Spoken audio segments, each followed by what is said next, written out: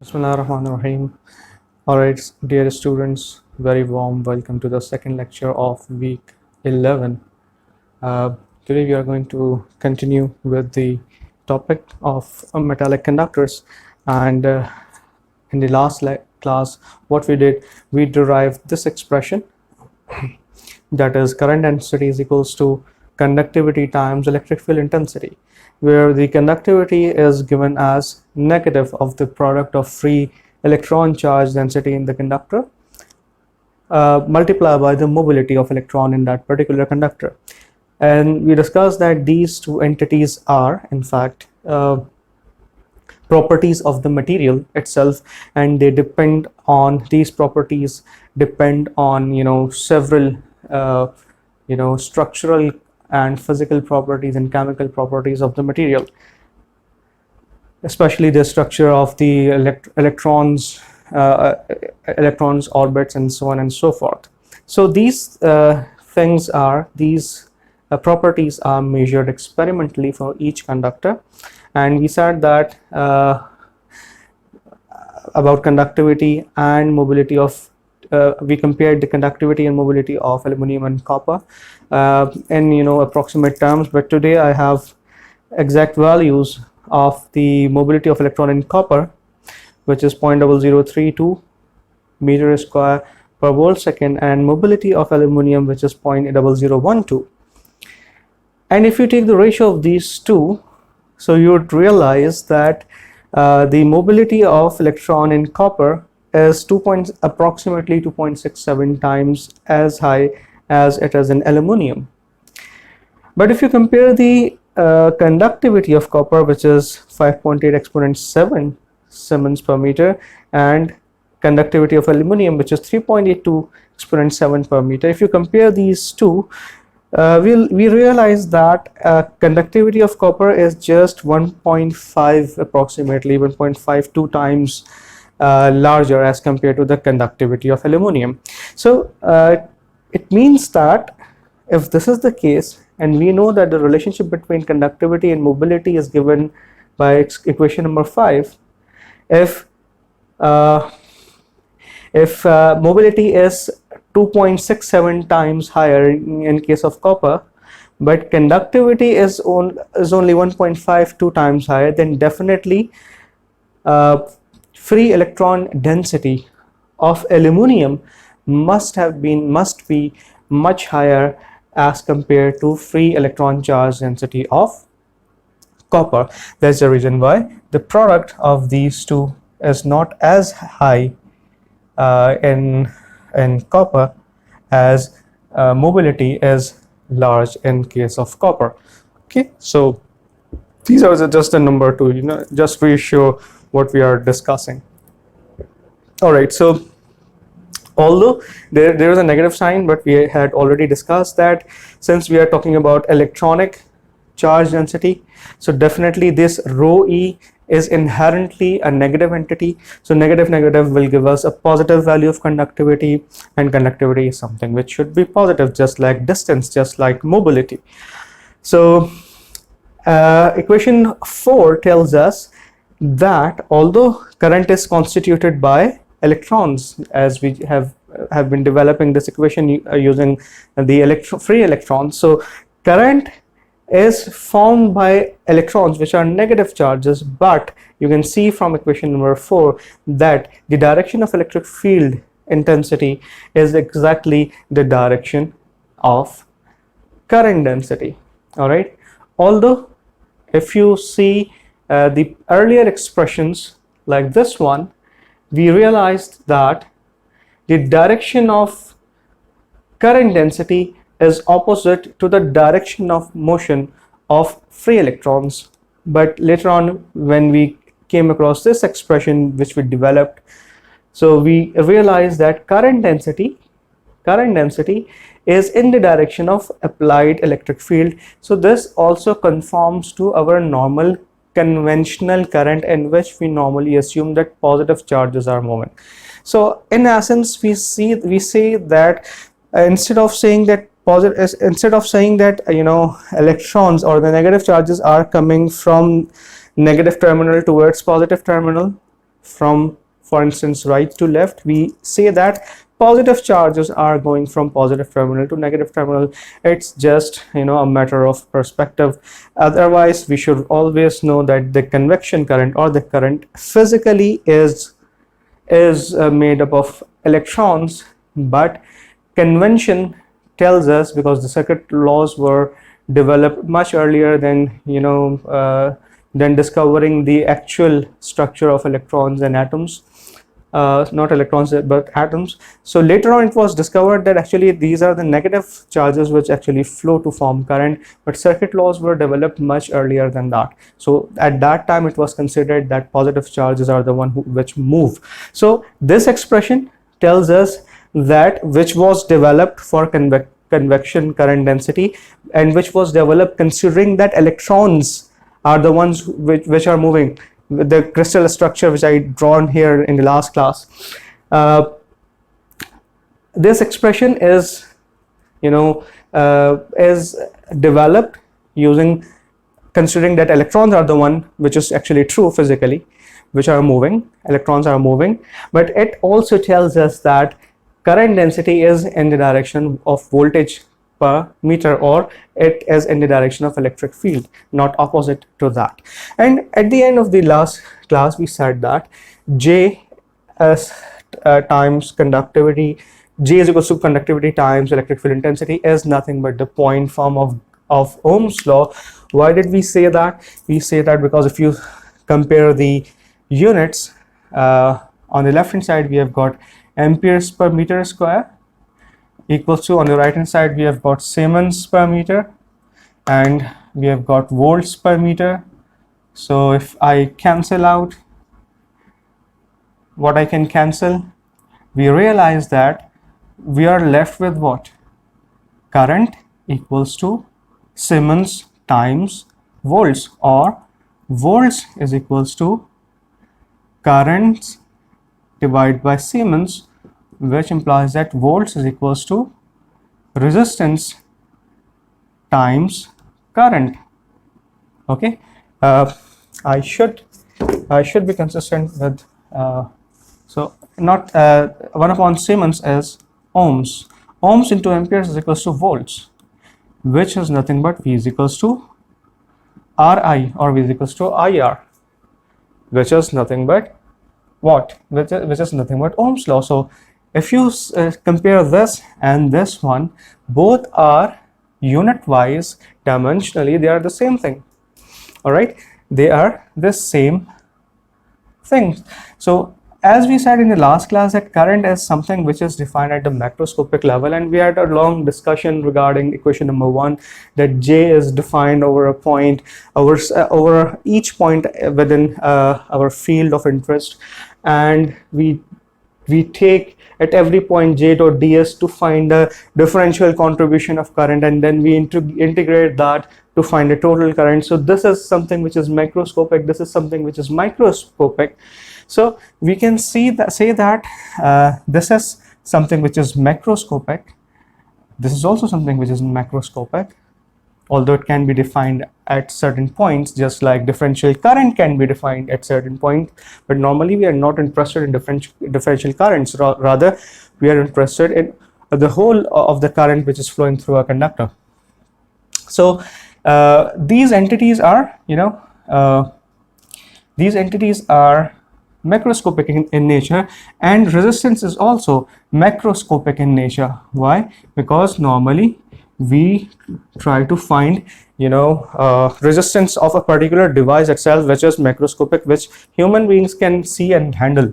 So these entities are macroscopic in nature, while these entities are microscopic in nature, as we have discussed earlier. All right, sigma is nothing but charge density at a point, charge density, and mobility, which is the property of the material. So this is something that should be treated as constant, but these two entities are something which are defined at each point within a material. So that's why we call it point form of Ohm's law.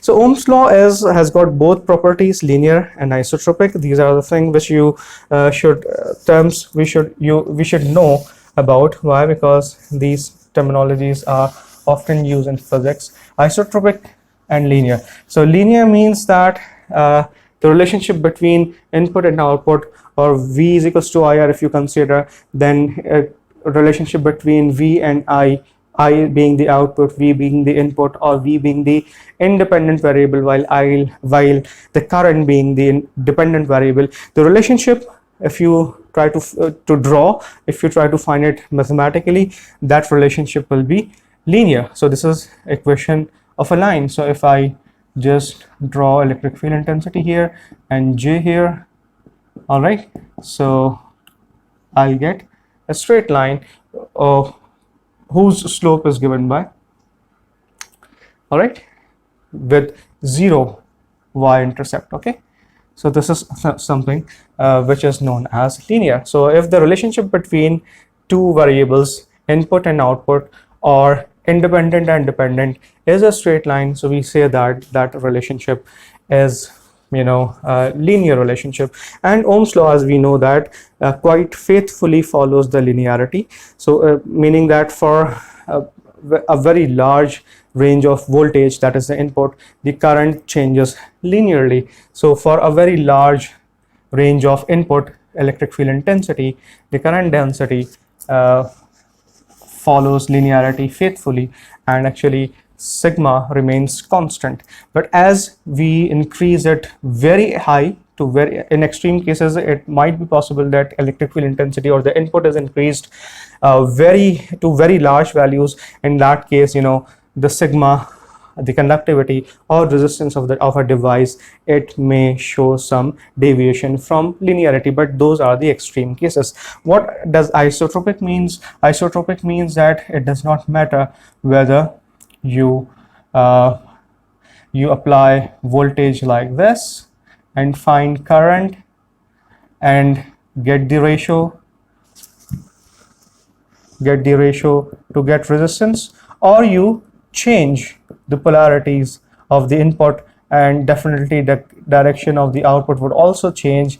And even in this case, second case, this relationship still holds and we get the resistance. So direction of the input does not change the property of the material. So direction of the applied voltage or the input or the independent variable changes the direction of output, but it does not change the property of the material, which is resistance. So same is the case with this electric field, this Ohm's law in the point form.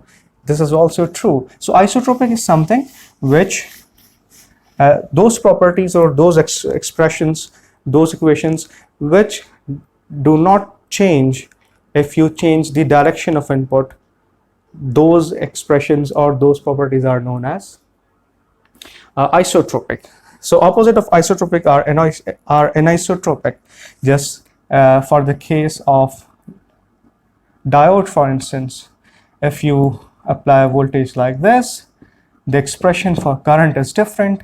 If you apply a voltage like this, reverse bias, the input output relationship totally changes. So diode is an anisotropic device. Similarly, a material can be isotropic or anisotropic. For example, I've got this, let's say I've got this block of metal. If I apply 1 volt plus here, minus here, and measure the current, if I take the ratio of voltage and current, I'll get the same value of resistance, which is the resistance of this block of metal.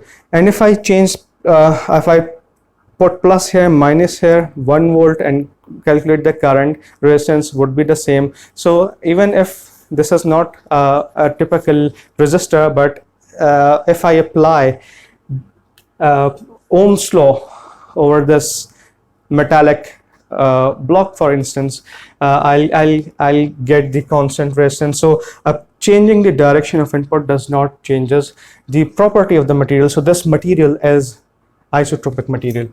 All right, so this is something which I wanted to emphasize.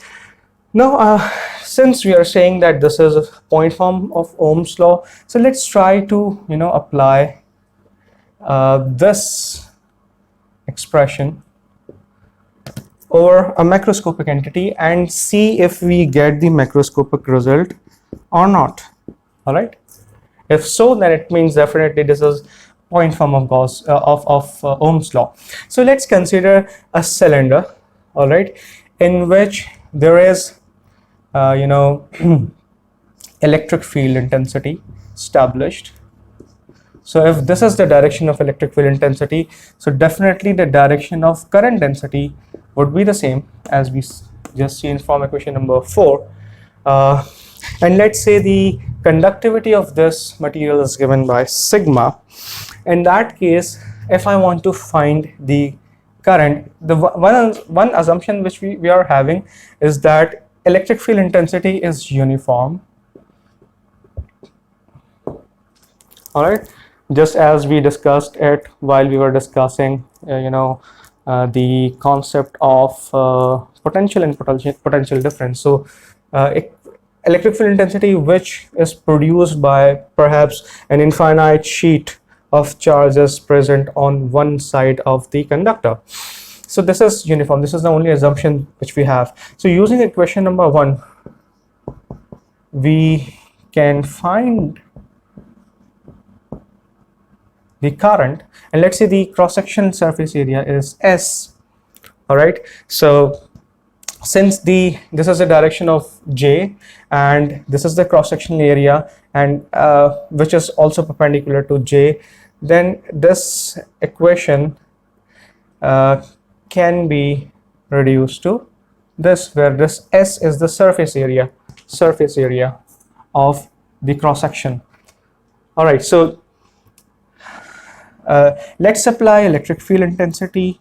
Let's try to find the potential difference between these two ends. All right, so if I take this end to be B and this end to be A, so potential difference between 2 points is given by minus electric field intensity initial point, final point, E dot dl, the line integral, if you remember.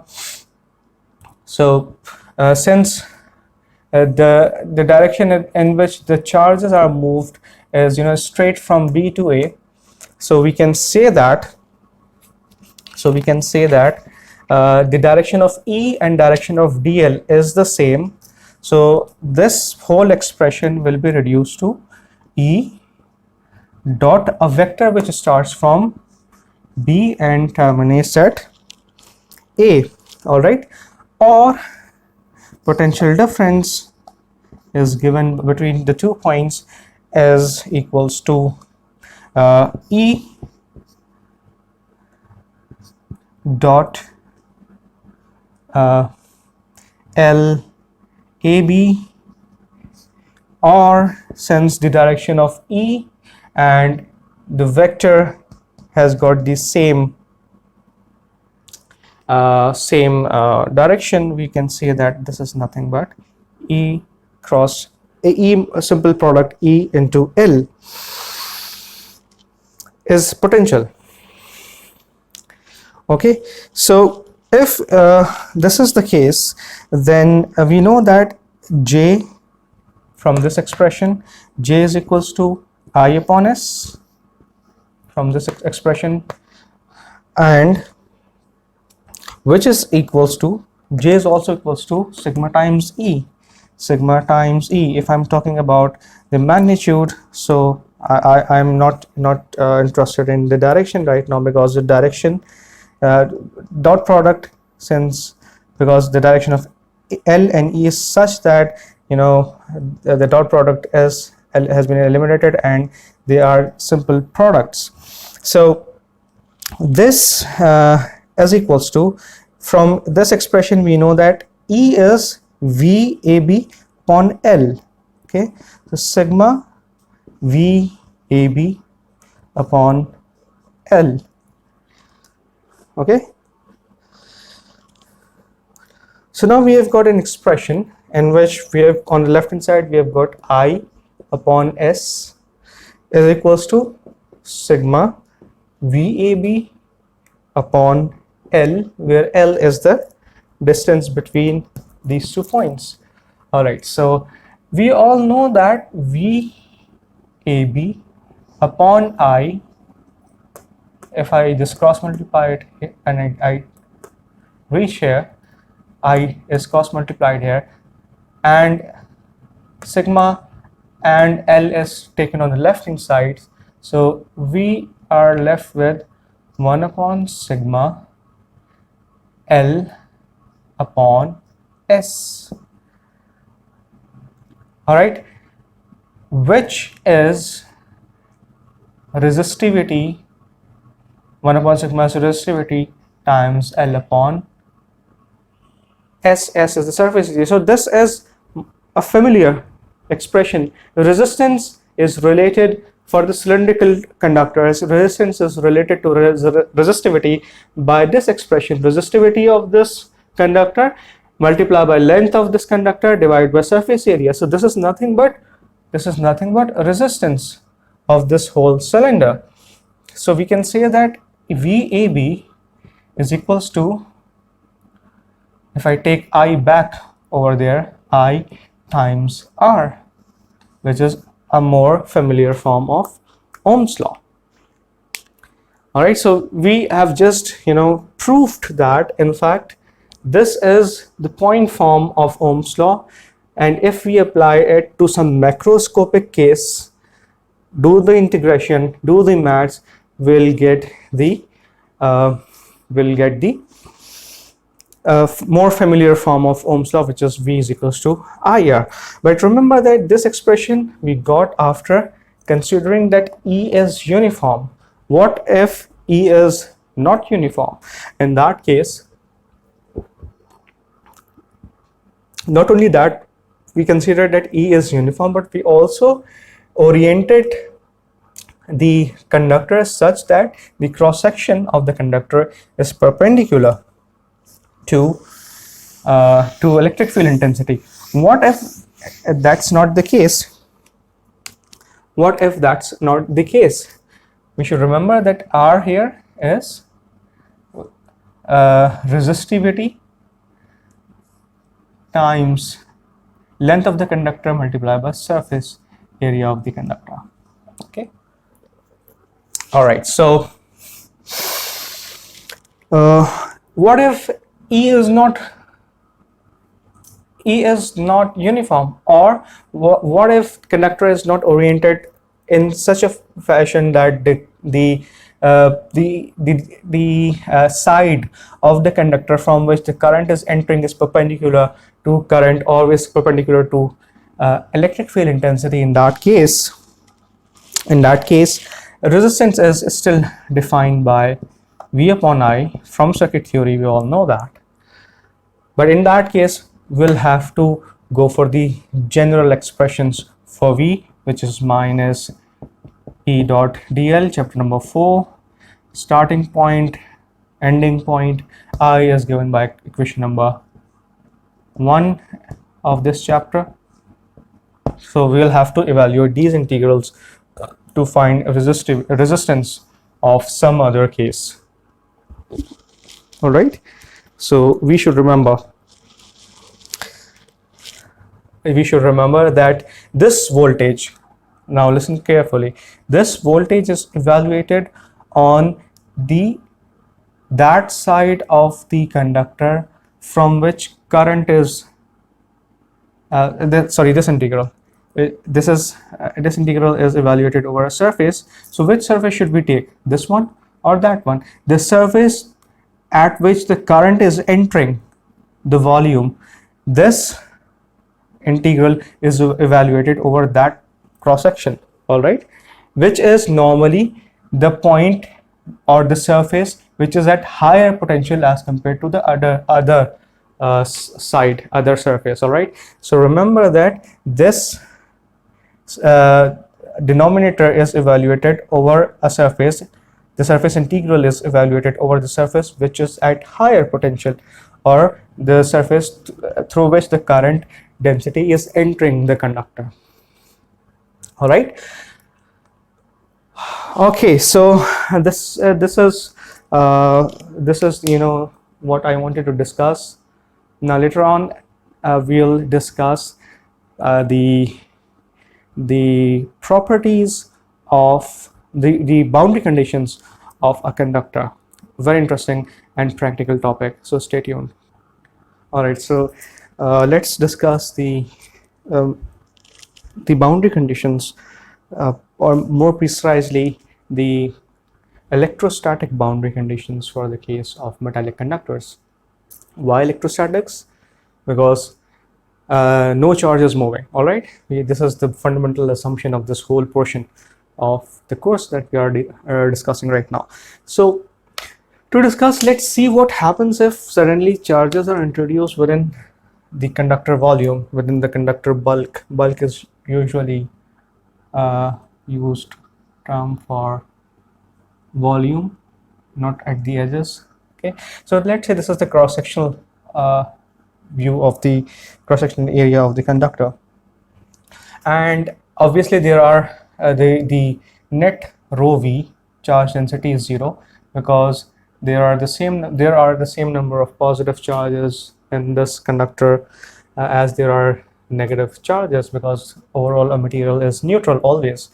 So never mind if there are several free electrons, but the free electrons which are moving around, the field that they will produce will be balanced by the positively charged nucleus. All right, the nuclei are present within this material. So as soon as an electron goes out and gets freed, so the nuclei which is left behind obviously is now positively charged. So the field and the motion of the charges is such that the net electric field within the conductor is 0. But somehow, let's say if I introduce several charges suddenly, okay, suddenly I introduce several charges. By several charges I mean I introduce several electrons inside in the bulk of the material. Now what will happen? Now since I have introduced additional charges suddenly, there are no positively charged nuclei to counteract the addition of these negatively charged electrons. So what happens is that the field produced by these additional electron charges are not cancelled out by any positively charged nucleus. Why? Because the positively charged nuclei have already been they were already being compensating the effect of intrinsically present negative charges. They will not be able to compensate the field produced by these additional charges. So what will happen? As soon as these are introduced, the field produced by each of the charges will start to push the other charges away of each other. So they will start to push each other, and eventually they will start to move towards the surface of the conductor. And as soon as each electron or charge reaches the conductor, it will stay there because it cannot go further, because there is no suitable medium, or in fact insulator is there after the boundary. So as soon as the charges are introduced suddenly within the bulk of the conductor, the resulting field will push the charges outside on the edges of the conductor. So there will be no free charge within the conductor, is it? No free charge will be left within the conductor. So we'll say that within the conductor there is 0 charge density, and the surface charge density, the additional charges are residing on the surface. So this is one of the properties of a good conductor that no additional charge would stay in the bulk of the material, rather they will be pushed to the interface or to the boundaries. All right. Second, and one of the most important properties of a good conductor is that the field within the conductor, I'm talking about within the bulk of the conductor, everything which is inside these boundaries, the field, electric field within the conductor is also zero. Why? Because we are discussing electrostatics. Had there been any field within the bulk of the material, there would be, there would be current within a material. It does not matter whether the material is connected to a voltage source or not. All right. If additional charges has been introduced here, somehow, let's say if I rub some amber and nylon and I transfer, let's say this, I rub amber and nylon and I introduce some charges here, and this is the metal, and I transferred all the charges on this material to the metal, and now there are additional charges on this metal. Those charges will reside on this surface alone only, and they will stay there, they will be fixed. If does not matter if this material is lying on the table पे अगर ये पड़ा हुआ भी है तो उसमें कोई current flow नहीं कर रहा, करना भी नहीं चाहिए. So as long as this is electrostatics, no charge should move. All right. So the electric field within the conductor is also zero, because a conductor which is lying on the table, on a chair, on a floor, does not carry any current unless it is connected to a potential difference between two sides of the conductor. So there will be electric field intensity zero within the bulk of the material, and no additional charge would stay within the material, rather the charges will be pushed out on this surface. So these are the two major characteristics of a good conductor. So you should remember that electric field intensity is zero within the conductor. Number two, no charge stays within. The important thing is within the conductor. All right, a good conductor. Definitely charges are staying on the surface of the conductor, and there will be field outside the conductor, definitely. Let's see what those fields are. So when we talk about boundary conditions, you must have heard this name, this terminology in your differential equations course as well.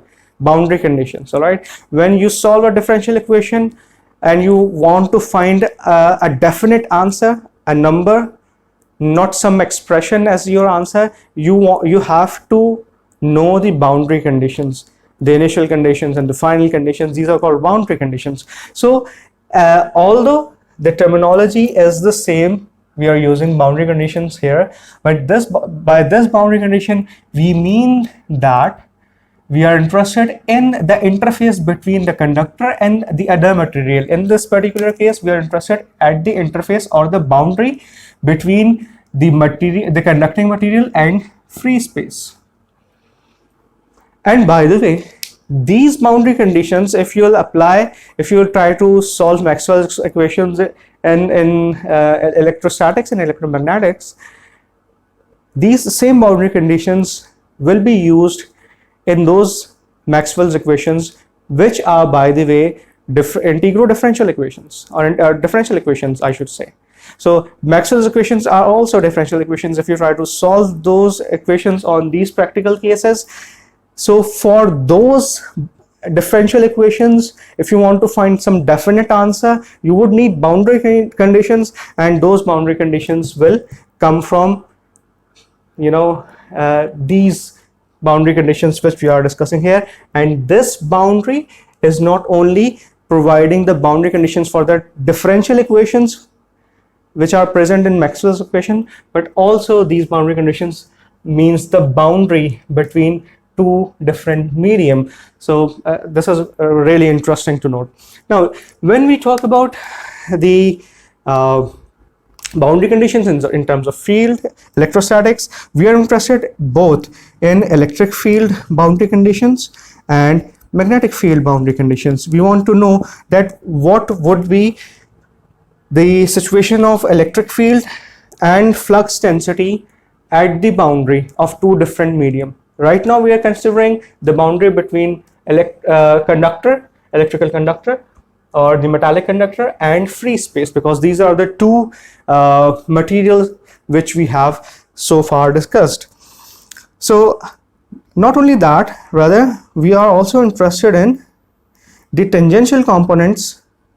If I want to break it down, that the entities which we are interested in are the tangential component of electric field intensity, normal component of electric field intensity, and tangential component of flux density, and we are also interested in the normal component of flux density. So these are the four things which we should define both for bulk, that is within the material, within the volume, and for the surface or the interface or the boundary. Okay, so for bulk, we have just discovered that for the bulk or the within the material, within the conducting material, there will be no electric field intensity, so definitely electric flux density would also be zero, and no charge would exist within this, no free charge would exist within the bulk as well. This is some additional information which we have found. Now let's talk about these four things, these four entities outside the surface, outside the boundary. So now to discuss, let me magnify this. Let's say this is a portion of the boundary. I cannot draw the whole conductor here, and let's say this portion is conductor, and the portion which is outside is free space. So now we have got no electric field intensity inside, no flux density inside, and no charge inside. So the electric field at the boundary can have a general direction like this.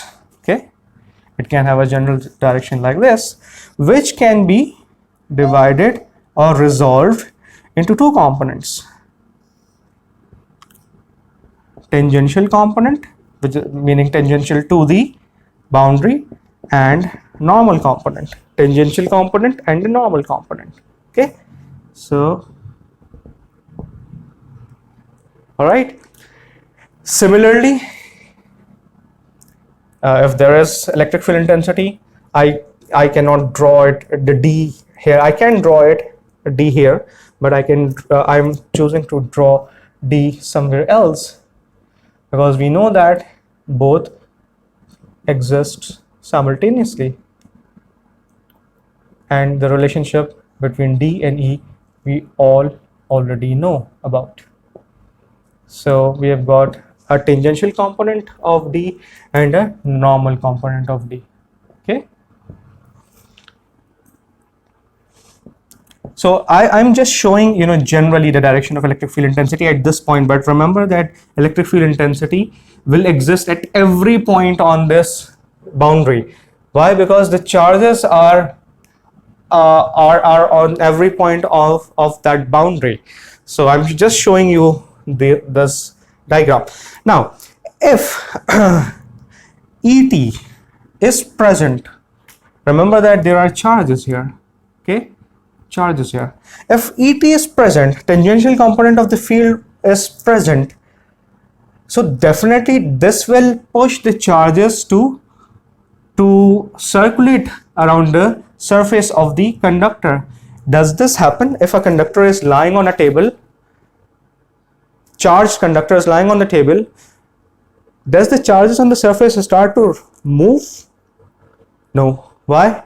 If that would have been the case, if the charges had been moving on the surface of the conductor, if you would bring a bar magnet close to it, it will either repel or attract that conductor, because that charge will definitely generate some magnetic field. That means that, does a conductor behave as a magnet if it is charged? No, it does not.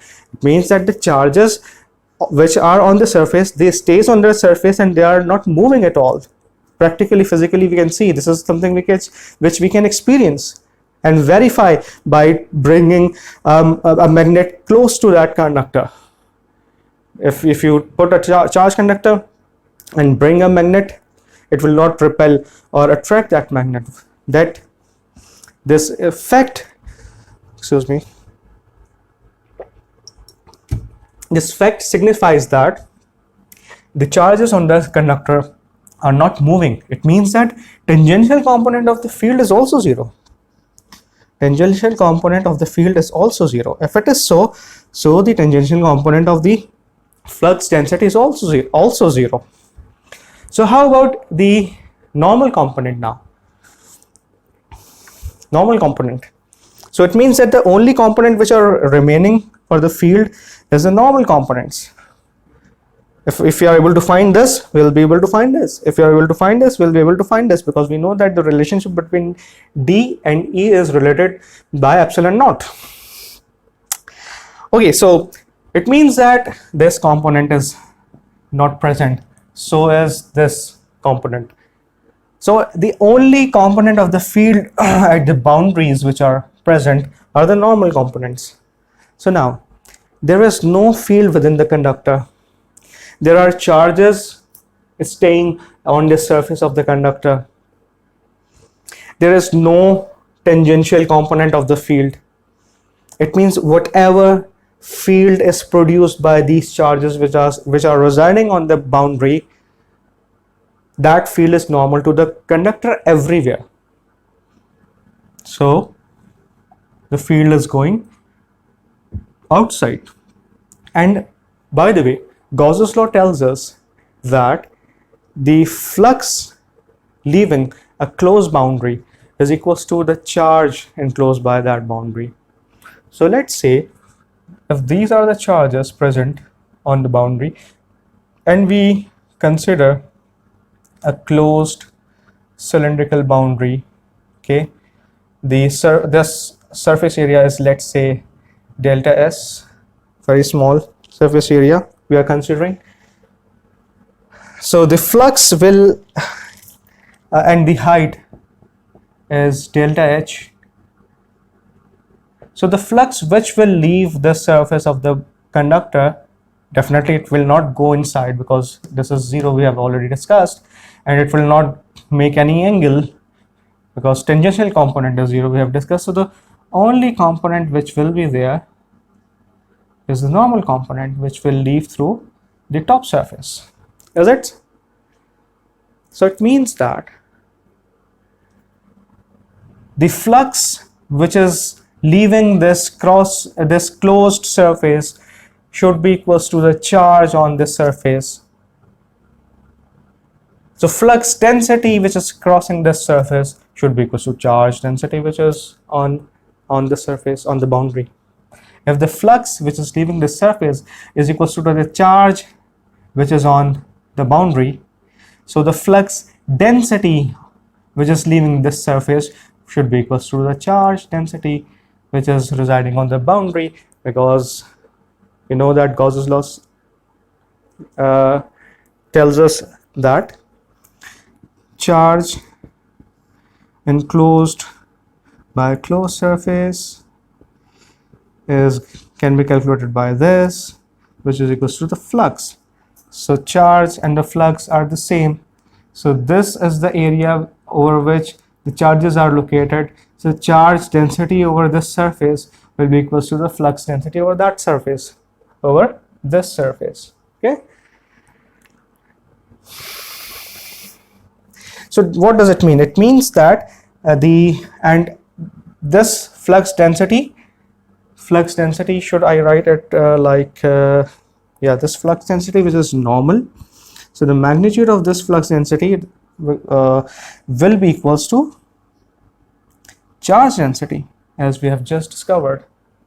So if it is so, in that case We know that the flux density is equals to epsilon naught times electric field intensity. So in essence, in a nutshell, what we can write for the conductor boundary conditions is that within the conductor, no electric field, no electric field intensity, no flux density, or I should better write it like this. All are zero. On the surface and outside the conductor, what's the case?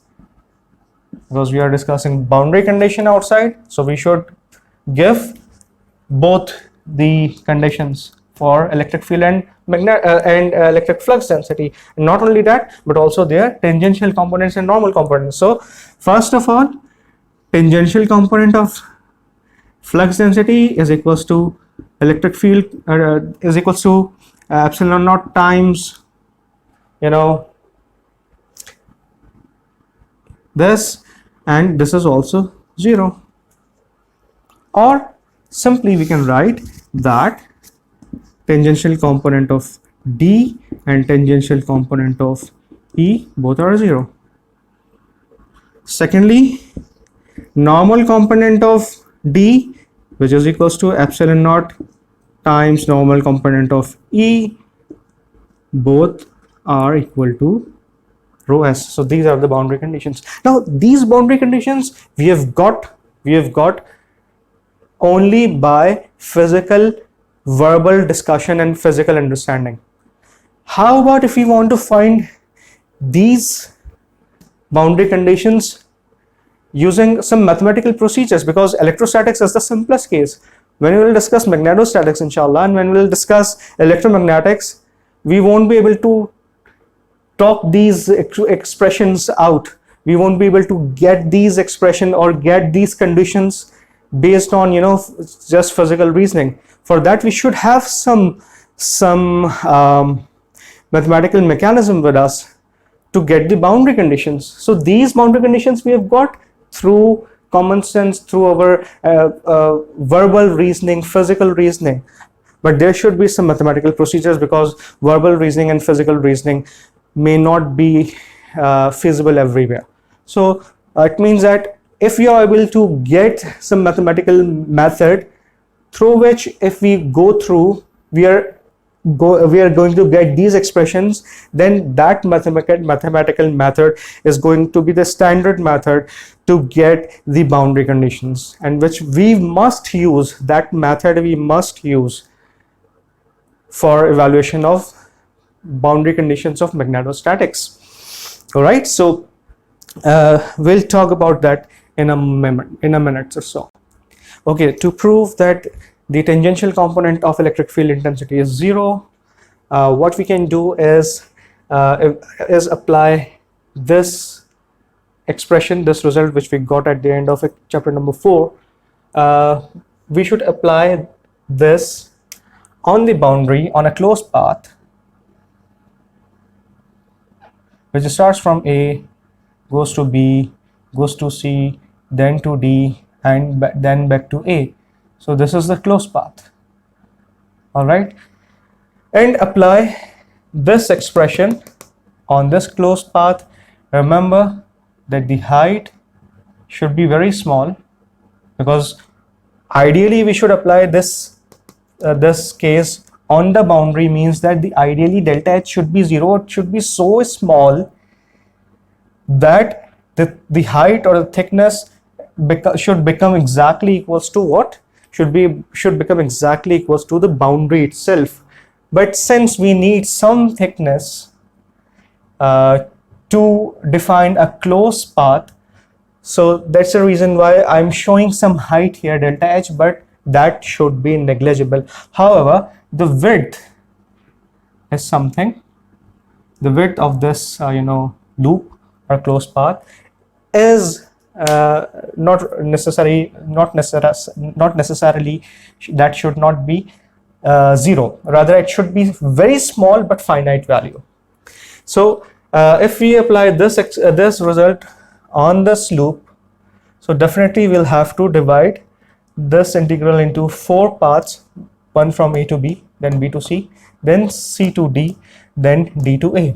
Why? Because for every path, from A to B, from B to C, from C to D, the fields are different, the electric field intensities are different, and the formula for DL will be different. For this path, DL will be different, for this path, DL will be different, for this path, DL will be different. So this path is tangential to the surface. So the component of electric field intensity which will be relevant for this, because we are taking dot product, is that component of electric field intensity which is parallel to this direction, and the component which is parallel to this direction is the tangential component. All right, so now we are not assuming that ET is 0, because earlier we got the result that ET is 0 through our verbal physical reasoning. All right, but now we want to show it mathematically, so we are not considering that to be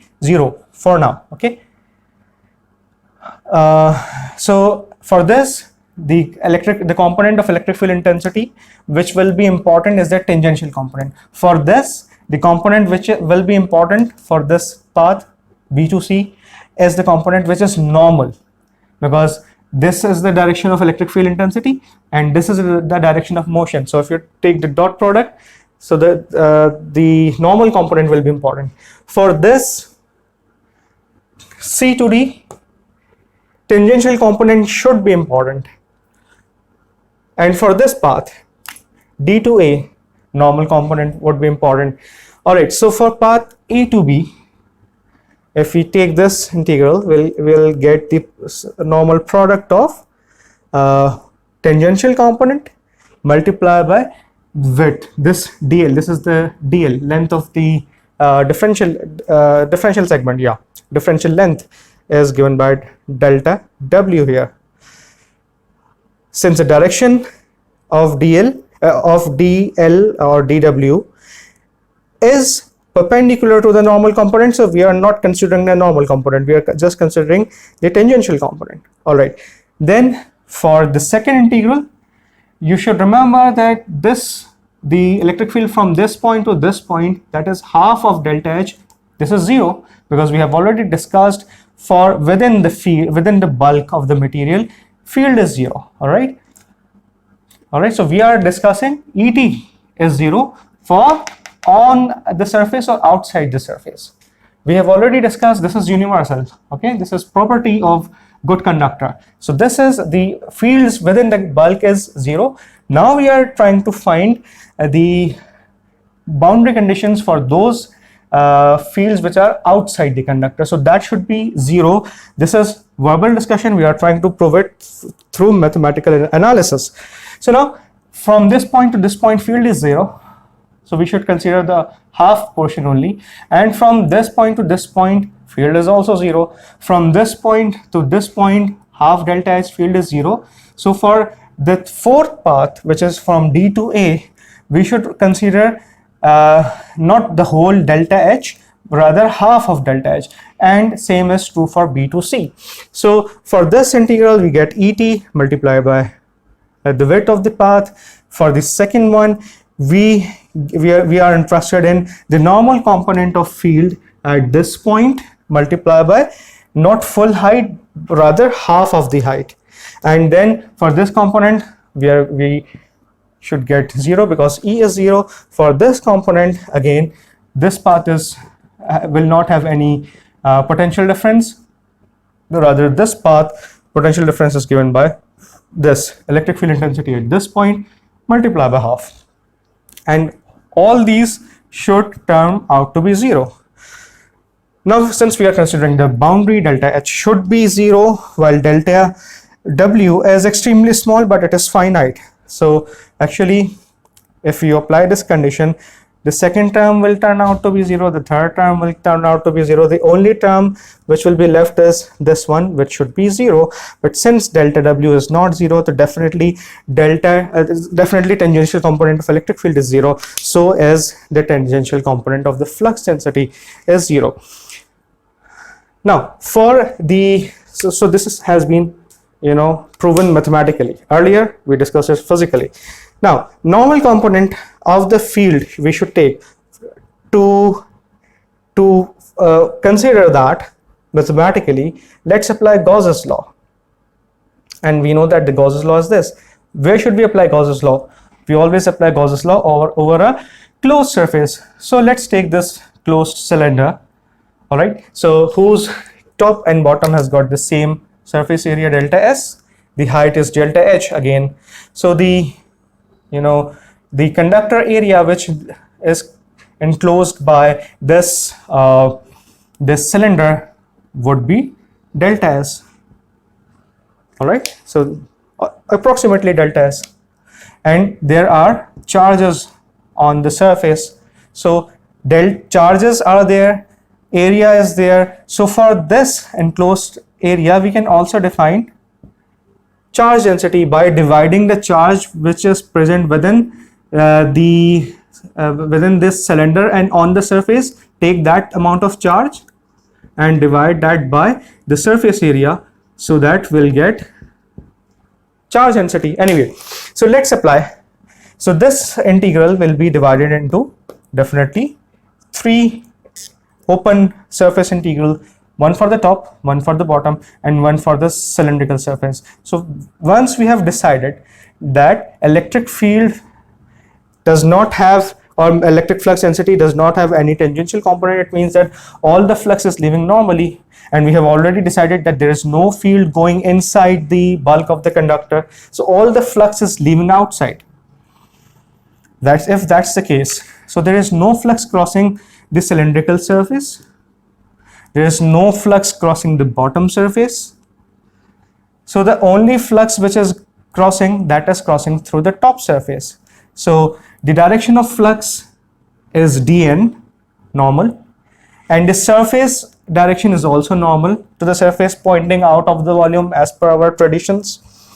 So this integral will become normal product, which should be equal to the total charge enclosed, which should be equals to rho s into delta S. So now from this equation we get that the normal component of the field is equals to flux density is equals to the charge density. All right, cancel these two, and we know that D is equals to epsilon naught times E, that should also be rho s. So we got the second expression as well. So now, as I said, for magnetostatics and for electromagnetics, we won't be able to talk these equations out, giving a physical reasoning.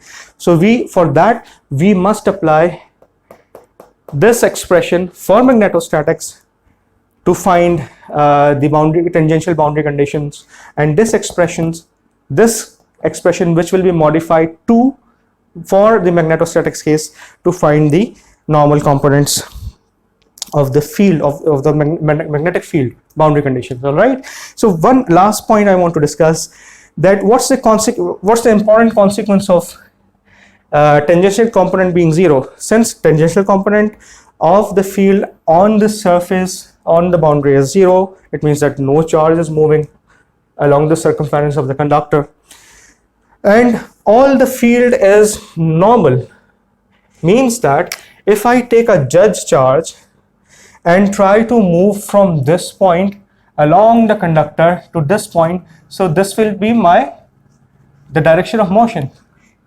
and throughout this direction of motion the field is perpendicular. It means that if I try to find the potential difference between these 2 points, I'll get 0. Why? Because E dot dl throughout the path was perpendicular to the direction of motion. It means that the conductor's surface is nothing but an equipotential surface. All right, so with this I'll say thank you very much and see you in the next lecture, inshallah. Assalamu alaikum.